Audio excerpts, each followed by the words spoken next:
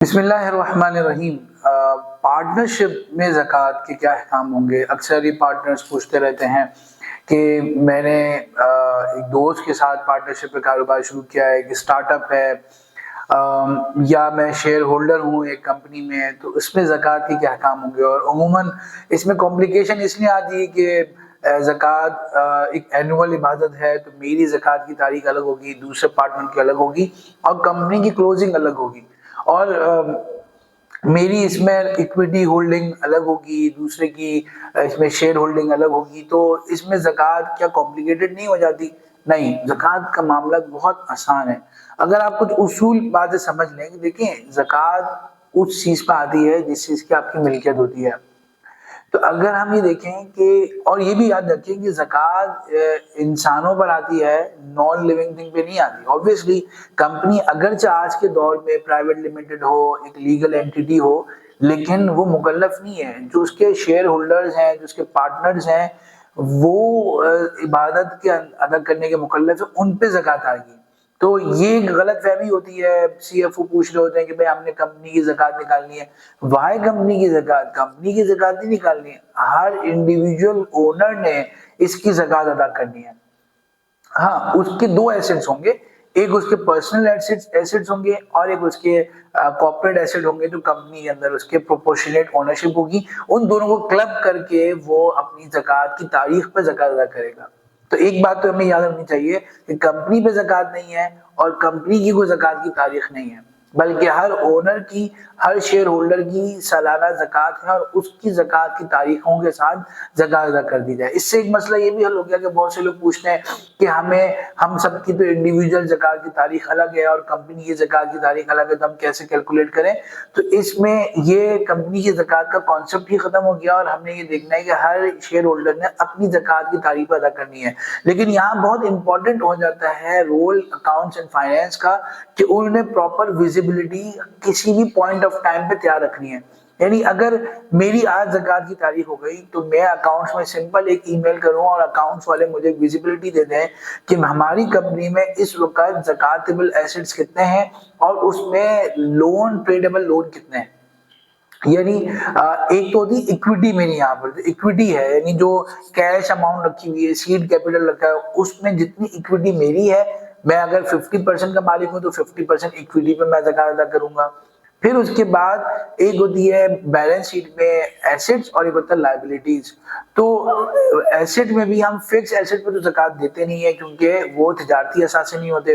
جو current asset ہوتے ہیں، ان میں بھی جو تجارتی ہوتے ہیں، جیسے کیش ہے، کیش ریسیویبلز ہیں، یا انوینٹری ہے، اسپیئر پارٹس ہیں، وہ ان پر آپ نے زکوٰۃ ادا کرنی ہوتی ہے۔ تو آپ نے اپنے اکاؤنٹ سے اس کی ویزیبلٹی لی کہ آج کے پوائنٹ آف ٹائم پہ کتنا میرے پاس کرنٹ ایسٹس، زکوٰۃیبل کرنٹ ایسٹس ہیں۔ اور دوسرا پورشن جو ہے لائبلٹی کا ہے، اس میں آپ نے دیکھا کہ کون سی لائبلٹی جو ہے وہ ٹریڈیبل ہے، کون سی نان ٹریڈیبل ہے۔ یعنی وہ لائبلٹی جو کسی ٹریڈیبل ایسٹ کو خریداری کرنے میں، یعنی زکوٰۃیبل ایسٹ کو خریداری کرنے میں آئی ہیں، وجود میں آئی ہیں، وہ آپ اپنے ٹریڈیبل ایسٹ سے مائنس کریں گے۔ اور جو لائبلٹیز آپ کے فکسچرز کو یا فکس ایسٹ کو، پلانٹ اینڈ مشینری کو پرچیز کرنے میں جو کہ زکوٰۃیبل نہیں ہوتے، ان کے نتیجے میں وہ لائبلٹیز کریٹ ہوئی ہیں، ان کو آپ اپنے زکوٰۃیبل ایسٹ سے مائنس نہیں کریں گے۔ تو تجارتی اثاثے، تجارتی قرضے، ان دونوں کا نیٹ ہونے کے بعد جو اماؤنٹ آئے گی، اس میں آپ دیکھیں گے کہ آپ کی پرسنٹیج کیا ہے۔ فار ایگزامپل میں 30% کا مالک ہوں، تو 30% جو وہ اماؤنٹ ہے، مثال کے طور پر وہ 1 کروڑ اماؤنٹ آئی، تو 30 لاکھ کے اوپر میں زکوٰۃ ادا کروں گا، اور 30 لاکھ کی میں 2.5% زکوٰۃ میں ادا کروں گا، یا اپنے دیگر اثاثوں سے ملا کر جو نیٹ اماؤنٹ ہوگی اس پر 2.5% زکوٰۃ ادا کروں گا۔ تو بہت سمپل ہے کہ ہر پارٹنر نے اپنی زکوٰۃ کی تاریخ پر اپنے اکاؤنٹ اینڈ فائنینس سے ویزیبلٹی لینی ہے کہ اس وقت کمپنی میں کتنے تجارتی قرضے، اثاثے ہیں، اور کتنے تجارتی ان پہ قرضے ہیں، وہ مائنس کر کے جو اماؤنٹ ہوگی، پلس جو ایکویٹی ہوگی، جو اویلیبل ایکویٹی ہوگی، سیڈ اماؤنٹ ہوگی، اس پر زکوٰۃ آپ نے ادا کرنی ہوگی۔ ایک بات یہ ہو گئی. دوسری بات یہ کہ اگر کمپنی یہ سمجھتی ہے کہ آسانی یہ رہتی ہے کہ آپ ایک ساتھ ہی زکوٰۃ کی اماؤنٹ معلوم کر کے ادا کر دیں، تو یہ بھی ہو سکتا ہے کہ ایک پارٹنر جو ہے وہ سارے پارٹنرز کی طرف سے زکوٰۃ ادا کر دے اگر انہوں نے ان کی اجازت دی ہے. لیکن اگر اس کی اجازت نہیں دی ہے تو پھر ایک پارٹنر کی ادا کرنے سے دوسرے پارٹنر کی زکوٰۃ ادا نہیں ہوگی. اور اگر انہوں نے اجازت دی ہے کہ آپ ہماری طرف سے زکوٰۃ ادا کر دیں، تو ایک پارٹنر سب کی طرف سے کلوزنگ والے ڈے پہ یا اپنی زکوٰۃ کی تاریخ پہ سب کی طرف سے زکوٰۃ ادا کر دے تو سب کی طرف سے زکوٰۃ ادا ہو جائے گی.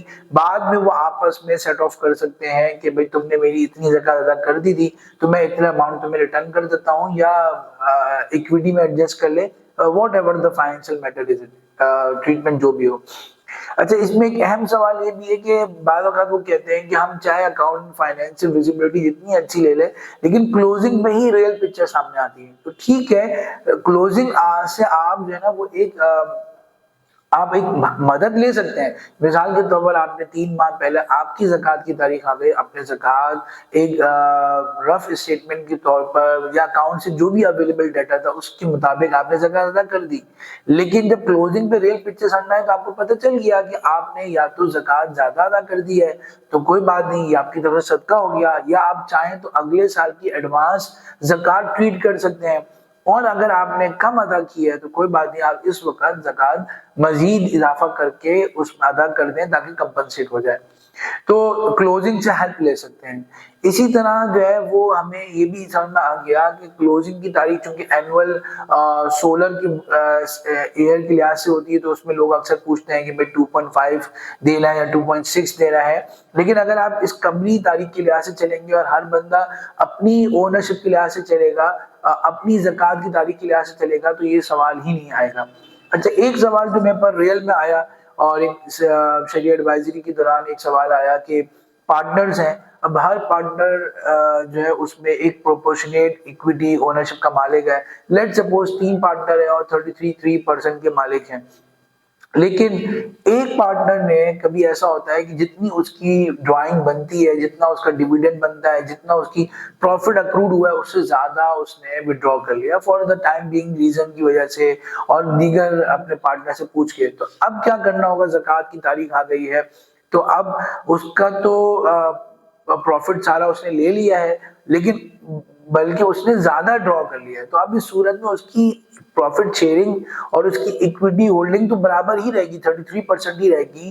وہ اپنی جو کمپنی کی اسسمنٹ کرے گا اس میں سے 33% پر ہی زکوٰۃ دے گا. لیکن ساتھ ساتھ جو اس نے مزید رقم ڈرا کی ہے، مثال کے طور پر 2 لاکھ اس نے ڈرا کیے ہیں، وہ کمپنی کی ریسیویبل ہے اور اس کا لائبلٹی ہے جو اس نے کمپنی کو واپس کرنا ہے، یعنی اپنے شیئر ہولڈر کو واپس کرنا ہے. تو یہ 2 لاکھ اپنے لائبلٹی کے طور پر مائنس کرے گا اور بقیہ رقم پر وہ زکوٰۃ ادا کرے گا. اس کے اگر وائس ورثہ کر لیں، بعض اوقات ایسا ہوتا ہے کہ کمپنی میں اگرچہ اونرشپ اور پروفٹ شیئربلٹی جو ہے وہ ریشو تو 33% ہی ہے، لیکن بعض اوقات ایک جو انویسٹر ہوتا ہے یا ایک جو پارٹنر ہوتا ہے وہ کسی ضرورت کی وجہ سے کمپنی میں مزید پیسے لگا دیتا ہے کہ وہ اپنے پروفٹ نہیں لیتا اور کمپنی میں اس کے پروفٹ مثال کے 2 لاکھ روپے ہے کمپنی میں مزید لگ گئے. تو اس کا بھی آسان حل یہ ہوتا ہے کہ آپ گورننس اسٹرکچر تو نہ بدلیں، آپ ایکویٹی شیئر ہولڈنگ 33% ہی رکھیں، لیکن یہ 2 لاکھ مزید جو رکھ گئے وہ بھی کمپنی میں اس کے انویسٹ ہو گئے تو ان 2 لاکھ کی بھی وہ زکوٰۃ ادا کرے گا. اور جو اس نے 33% کی جو اونرشپ ہے، جو کمپنی میں 33% زکوٰۃ ایسٹ ہے، ان کی بھی زکوٰۃ ادا کرے گا. تو یہ کچھ مختصر سے احکام تھے ایک پارٹنرشپ میں، ایک پرائیویٹ لمیٹڈ کمپنی میں یا ایک پارٹنرشپ ڈیل کی بنیاد پر کمپنی جو قائم ہوئی ہوئی ہے اس کے اوپر شرعی احکامات زکوٰۃ کے. تو ان کو سمجھ کر ہم اپنی کمپنی کی زکوٰۃ ادا کریں گے تو انشاءاللہ اللہ کا حکم بھی پورا ہوگا اور ہمارے کاروبار میں برکت بھی ہوگی.